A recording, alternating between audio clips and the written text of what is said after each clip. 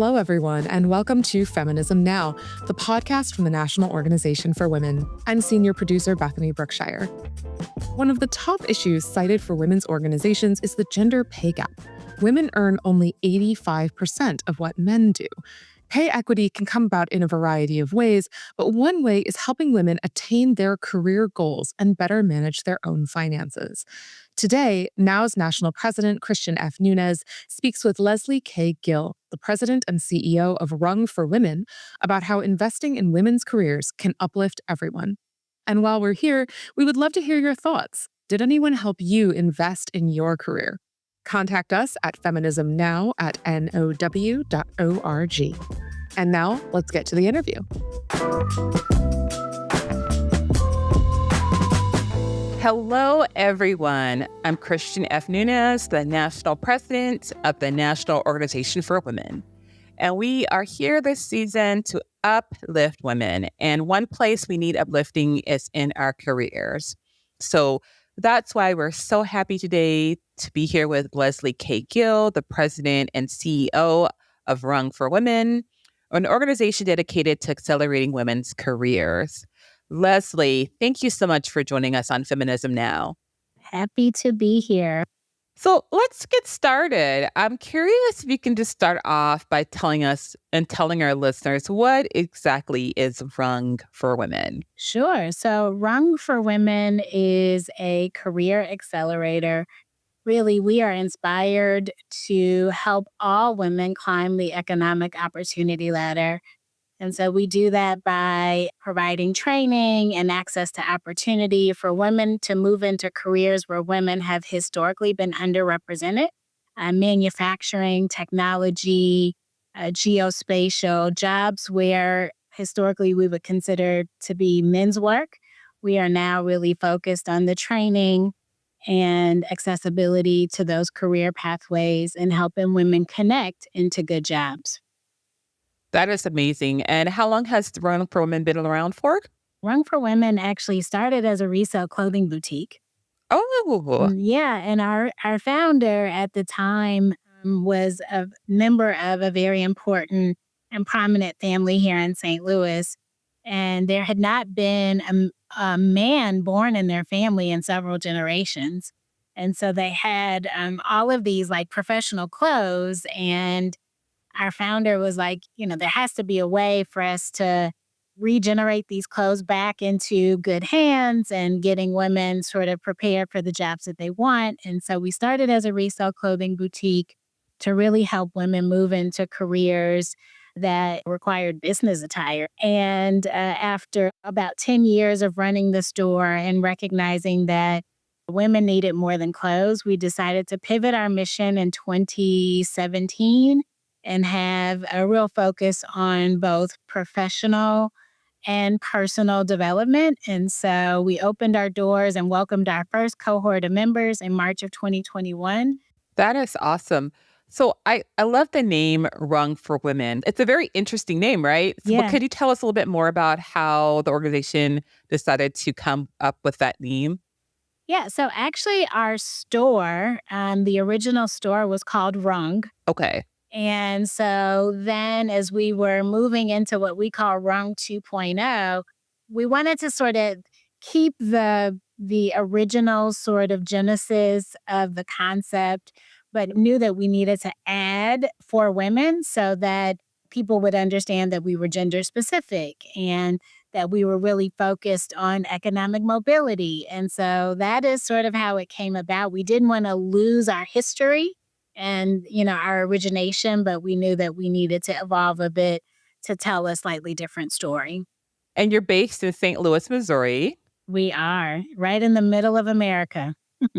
Missouri has its own very interesting, dynamic. Yeah. Could you talk about some of that a little bit for us and tell us how Rung for Women has been helping women who have been facing economic barriers, particularly in your state and then also nationally? Yes, I would say, you're right. Missouri is very interesting. You have 2 urban centers in St. Louis and Kansas City, and then you have the rest of the state, which is pretty rural. Some of the key sort of economic issues that impact women in our state, obviously the political climate is kind of a big one right now. We still, like the rest of the country, have a wage gap in our state and in our cities. Occupational segregation continues to be a conversation that is important, especially post COVID. And then I think, like women across the country, children and family responsibilities, obviously, the pink tax have a pretty big impact on women's ability to grow economically. So I think this is interesting because I know you mentioned the gender wage gap, right? Over the last year, it was really interesting because we've seen nationally the gap get larger, right? Yep. But actually, particularly Missouri has actually had a narrowing of the gender wage gap. What do you think is contributing to that, Missouri? I think, and I don't know this for sure, but I think more highly educated women were able to stay in the workforce, mostly during COVID. And so those roles that for women that were already making a higher salary, I think that has an impact. The fact that you were able to remain employed and then care for children and be in sort of a remote or flexible option certainly has had an impact, I think, for working women in the state of Missouri. I mean, that's the only thing I can really attribute it to because I don't think we're that dramatically different than the rest of the country. At least it doesn't feel that way. Right. And also, while we have a significant hospitality industry here, I don't think we're impacted in the same ways that either coast would have been impacted in terms of women who are working in those like service industry careers or hospitality careers. And so I think that too might be a bit of why we're seeing some decrease in the gap. Yeah, I think it's a really interesting thing, but I agree with you that overall we know that it's still a problem, right? Because we shouldn't even have a gender wage gap in the first place when it comes to earning or career potential Yeah. or progression. And I also think that that increase in gap is like pennies, right? And certainly compounded, it makes a difference, but we're talking 1 or 2 cents difference. But I do think we're seeing gains in other areas like better family medical leave policies, flexibility for childcare. So, I think there's a few bright spots, still obviously not where we really need to be, but I do think there are some other benefits that are improving. So you thinking you're naming these benefits for Missouri, or you're naming these benefits for nationally? Primarily for Missouri, we're seeing. I mean, there's still a child care crisis, but we are seeing some improvement in terms of flexibility and work culture, and allowing, obviously, post COVID, for folks to still remain in some hybrid work environments. One of the things that really stuck out to me was that you primarily focus with women earning less than $50,000 per year. Yes. And why is this your focus demographic particularly? Primarily because that's where all of our research showed that we could have the biggest impact in that group of women who have some work history, are showing up every day, likely in entry level, sort of mid career opportunities, know the value of working. And so they're making a decent salary. It's just not a family sustaining salary. And so we really want to be able to get them into career pathways that pay, anywhere from $60,000 to $75,000 a year, and going from 0 to 60 or 75 is a whole lot more difficult than if you're already working, already showing up, already have a decent income, and just getting you to that next rung on the ladder is really sort of our focus. I like what you're saying about like really looking at like the reality of like how do we accelerate these women, right? And I also noticed that your organization says it's your career accelerators. So I'm curious about what are some of your strategies that you all do to try to accelerate women in careers? So, first, I will say that we really focus on short term trainings. So, trainings that are a year or less. So, we know that women can't afford to necessarily take 2 or 3 or 4 years to go back to college. So, we're really focused on short term trainings. 1, 2, stackable credentials. So, credentials that allow you to like start one place and build upon that skill set. And so that you can grow in a new career path. And then three, I would say about 60% of our participants, our members, are women of color. And so we are really focused on this conversation around diversity, equity, belonging, and helping employers really think about how they are diversifying their workforce.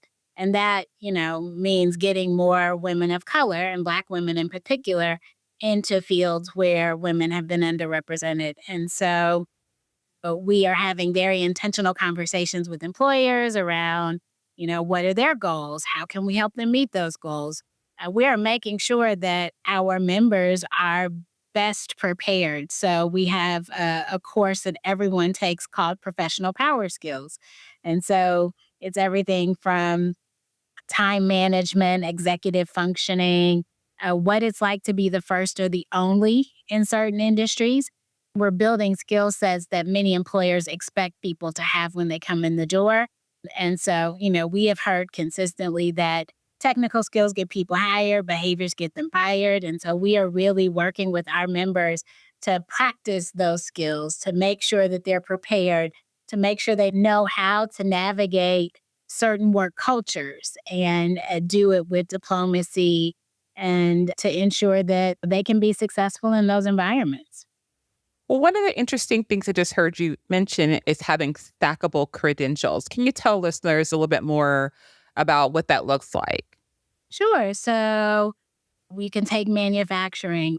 The first step in manufacturing job might be to have like some OSHA safety certification, compliance related certifications. And then from there, you might get forklift driving or you might get welding. So all of those types of additional skills and skill sets allow you to apply for more advanced roles. And so in an environment like manufacturing, the more skills you have, the more certificates you have, the higher you can move up the ranks. Those are credentials that don't necessarily take years to Right. accomplish. You can do it in 6 months. And forklifting, we do a 1-day forklift class.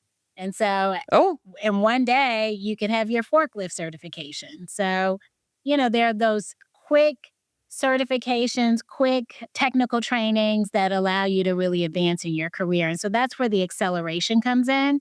The more training and education and skill building that you can obtain, the more you can accelerate in your career. okay. So I like that. And one of the things I also like is that you all offer like this childcare and this medical care on site. And, this season's really about like women uplifting women. And sometimes women have these barriers we all know, right? Not that they're bad barriers, but they're additional, barriers that can be in place and responsibilities that women also sometimes have that make it harder for them to climb and accelerate the career path. So how do you all see your role in uplifting women and empowering them to be able to accomplish this? One thing that was really fundamental in the design of our program was community. So we wanted women to be surrounded by like-minded women, women who were on a similar journey, maybe not the exact same career pathway, but committed to changing their lives. And so we knew that in order to do that, we had to create a space that was welcoming and inviting, but also that allowed them to not just invest in themselves professionally, but also personally. And so often we were hearing women who were coming and getting into the program saying that they had not seen their primary care physician in many, many years. And that is likely because they were caring for everyone else Right. and putting Hmm. themselves on the back burner, which is women we so often do. We were also hearing that, women were not having time to invest in themselves. That was not feasible for a lot of our members who were sandwiched often between caregiving and caretaking. And so one of our philosophies was to provide space where we could help invest both personally and professionally. So yes, you are right. On site, we do have medical facility where our members can come and bring their children if they need to get their primary care services right here at Rung. Evening hours, our physician is here in the evening, so they don't have to take off work. They don't have to necessarily pull the kid out of school, but they can come here and do that. We also have a full service gym. So, workout facility, we provide yoga classes. You can do small group training, Zumba, step, all of the things. And then we also have a food component. So we sit on just under 5 acres, and about a quarter of that is dedicated to food production. So we have a full-time farmer. We grow food Oh, on wow. site, Okay. and we allow our members to take those fresh produce back to their neighborhoods. We provide daily grab-and-go meals, chef-prepared daily grab-and-go meals, so that food is never a barrier. Everything is right under one roof. There's a convenience factor because they can also bring their school-age children. And if you're a parent, you're only as good as your kids, right? And so if your kids are well, you can be well. And so we have created a space where kids can come and be supervised by caring adults while mom takes the time, or our guardian takes the time to go to see her coach, get some exercise in, see the physician, grab dinner, be in community with other women. And so it is so much more, Christian, than just the career piece of this. It is really about investing in the whole person and the whole woman. It definitely sounds holistic. And one of the things I like what y'all say is that I think you invest in joy, or what's Invite it? joy. Invite joy. Yeah. Yes. Which Invite joy. Yeah, which I think is so important, because as a person is becoming empowered, like, joy has to be included in this process, right? Because we know joy is the ultimate, like, homeostasis, you need, Oh, for sure. Yeah. And, Invite Joy is one of our core values as an organization. And it's so important because often women who are living right on the cliff, it's hard to find joy when you're living paycheck to paycheck, when you're caregiving and caretaking on both ends of the spectrum, when you're working in a role where you're maybe underpaid or undervalued. Like, all of that starts to weigh on you. And so we want our space in this community to be a space where we celebrate all of the wins. And we might even be in community and figure out how we navigate the losses. But we are doing that together. We opened our doors on the heels of COVID when a lot of women were coming out of isolation and just needed to Right. be in community. And so, that value has continued even through today, where, obviously there are women who are working and more women working, and not as in much isolation, but, still need to be in community. Absolutely. Well, this conversation is great. I think we're learning so much about this program, and I have a couple other questions for Sure. you, but we're going to take a quick break to go to our action now, and we'll be right back. It's November, and that means it's Native American Heritage Month. Indigenous people in North America have endured and continue to endure centuries of injustice. In our history, Native people's cultures, identities, and governments were not welcomed as a part of our nation. Instead, they were seen as a threat. Indigenous people were murdered, displaced, and forced into assimilation through boarding schools. Even now, Indigenous women face murder rates at 10 times the national average. At the National Organization for Women, we know that 1 month of commemoration cannot make up for the historical and ongoing oppression. But we do know that commemoration can make us learn about Indigenous history and culture. We can uplift the voices of Indigenous women and demand improvement for their economic conditions and safety. For your action now, find out which Indigenous people lived where you live now. Then head to firstnations.org/knowledge-center, where you can learn more about Native American issues and culture. And now, back to our show. Okay, we're back. We've been talking to Leslie K. Gill, President and CEO for Rung for Women. and how they are helping uplift women, empower women, help guide them in their career accelerator track. One of the things I find the most, I guess, one of the greatest parts about your program is that you have membership, but your membership is free, right? Oh, yeah. Mm-hmm. So I'm curious, how are y'all able to do? I think it's fantastic and wonderful, but I think it also could be a model for other states, right, and other towns. But how you're able to do this, how you're able to service so many people and provide these services and make it free. So you are right. There is no financial obligation, but there is the investment of time. And so the program is about a 1-year commitment. It averages anywhere from 5 to 15 hours a week for about a year. And so we are able to do this. We're a nonprofit organization. We raise money, and we also have the generosity of our founder who sees this as her legacy, because we know that when women are successful, communities thrive. And so that is her commitment. She allowed us to have the runway to establish the program, to get it underway. And we now have an effort around sustainability to raise money to sustain the organization long term. Okay. And so our intention from the very beginning was to scale and to get to a point where we had proof of concept and really had some good data under our belts to be able to think about like where we go next, what communities need us most. And really, communities that are pretty similarly situated to St. Louis. I think the mid-cap cities where there's good industry and some major corporate support seem to be communities where the cost of living is still reasonable. So yes, we will be scaling.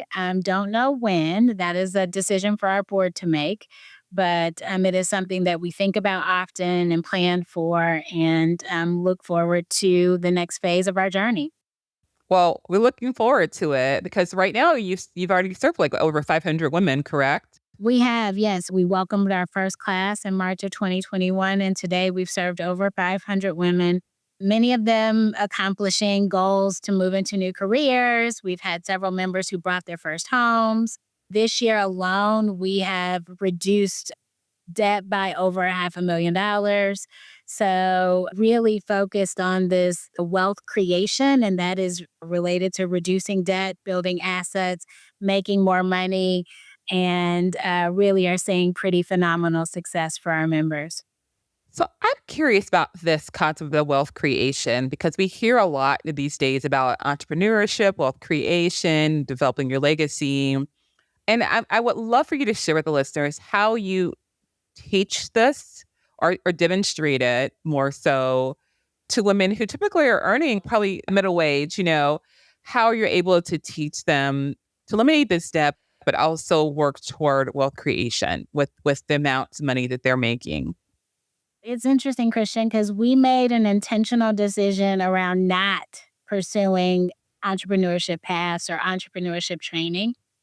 Primarily because so much of what we were seeing is women who were interested in starting their own business but had no access to capital, were barely able to make their ends meet. And so our philosophy is like, we want you to get into a career that allows you to plan for retirement, send a kid to college, take a vacation, and then we can have some side hustles and work to a place where hopefully those entrepreneurial endeavors outpace your primary income.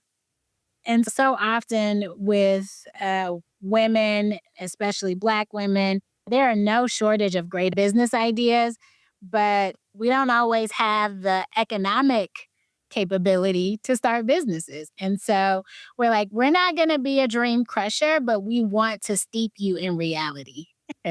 But I think that is so great because one of the reasons I brought this up, Leslie, is I think sometimes we skip steps, right? When we're trying to talk to people about, economic stability and independence. And we're like, you got to go straight to entrepreneurship and own a home. Well, everyone can't get there that fast. And part of starting where a person's at and empowering them is teaching them how they work within their means, right? Work within Yes. their situation and what can they accomplish. A lot of this is just access to information, education. We're not saying that you need to stop getting the hair done, the nails done, the things that you enjoy, but we are saying let's establish a spending plan that is realistic, but also helps you look at the big picture and reduce some of your debt. So, we see a lot of credit card debt. We see a lot of medical debt, people not knowing they had medical bills that have gone to collections and are impacting their credit. So that's how we've been able to like reduce debt for our cohorts this year by over $500,000. It's like just taking those baby steps and not avoiding it. We have some great investors in the organization who are trust based philanthropists who are like, we want to give you a grant to help women pay down their debt. And so we have a match. So, if you put $1,000 in, we'll put $1,000 in. And if the credit card is only, a $2,000 debt, let's go ahead and take care of that and watch your credit score improve. Right. And so it's having those conversations. It's also working with women when they're faced with the opportunity to take on a new job, right?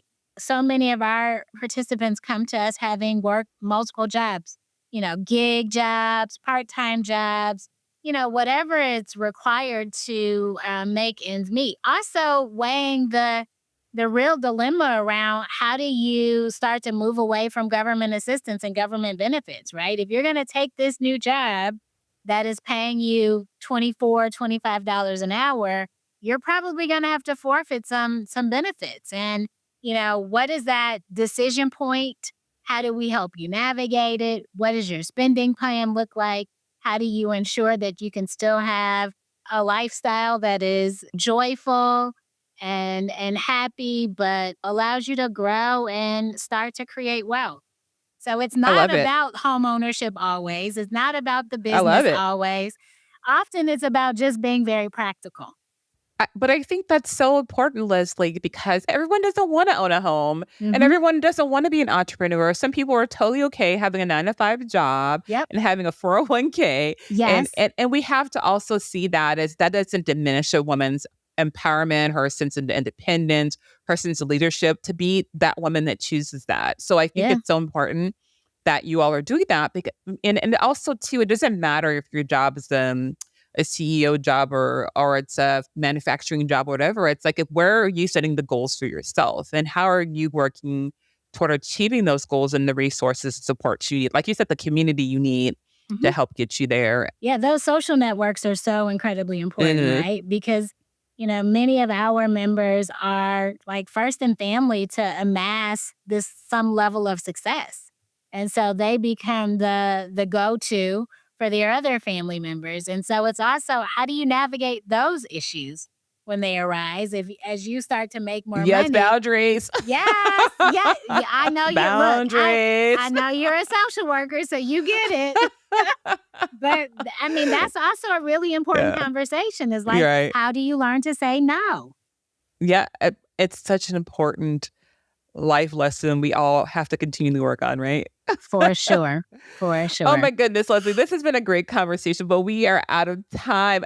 But my last question for you is going back to our theme this season with Women Uplifting Women.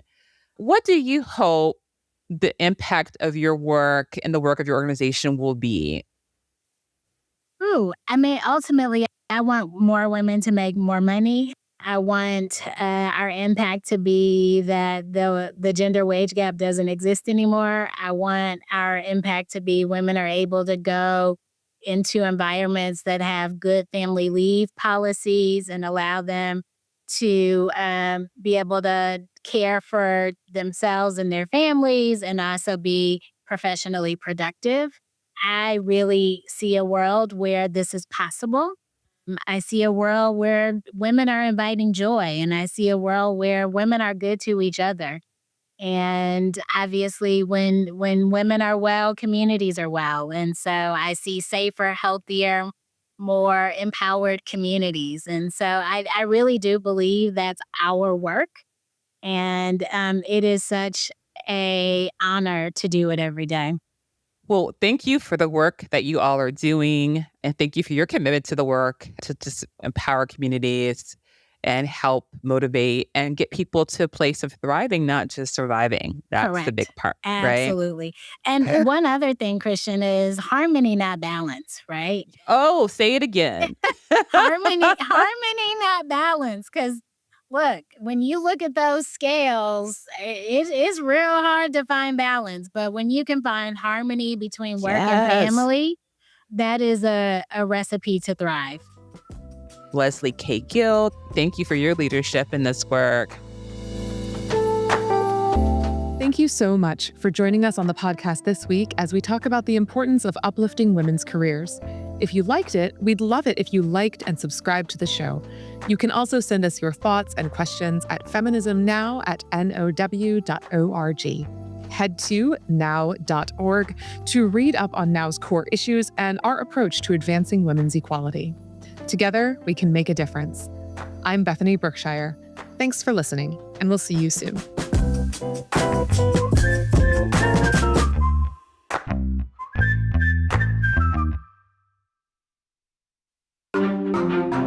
Topica.